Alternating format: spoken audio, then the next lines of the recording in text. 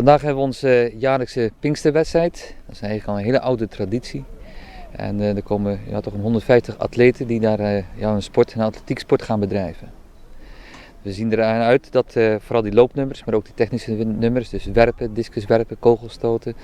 En dan vooral 3 kilometer die sterk bezet zal zijn vandaag. We zien er echt naar uit naar de Zeeuwse top ook te mogen ontmoeten. Ja. En hoe is het met de belangstelling voor de atletiek?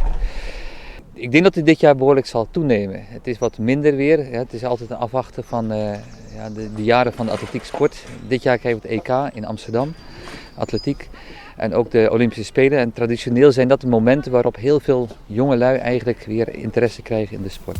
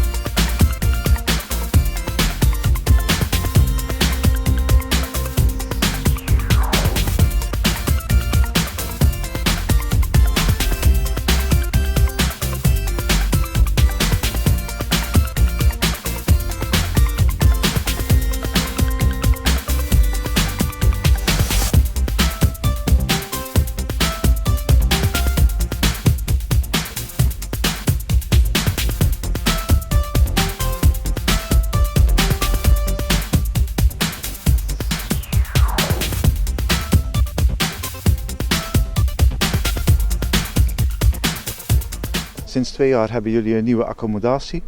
Heb je nog wensen voor de atletiekclub?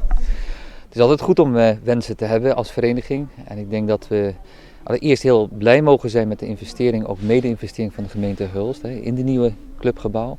En daarnaast, we zouden eigenlijk die recreatieve sporter, die loper die we overal ontmoeten hier in Hulst, bij de vereniging willen betrekken. En dat is toch wel een stukje beleidswijziging die we voorop stellen als bestuur. Dat we zeggen van kijk, niet alleen die wedstrijdelement, maar kunnen wij ook iets betekenen voor die recreatieve loper. En ik denk dat daar een enorme uitdaging in ligt. En vrijwilligers? Vrijwilligers is ook altijd een gebrek. Hè? Dus ik denk dat elke vereniging worstelt met vrijwilligers. Maar ik denk dat wanneer ik denk dat ook een positieve flow in de vereniging is ontstaan sinds een tijdje weer. En je ziet dan dat mensen ook enthousiast geraken. En ik hoop echt dat wanneer ook die recreatieve sport er komt en dat aanslaat, dat er ook automatisch weer meer mensen zich gaan inzetten voor de vereniging.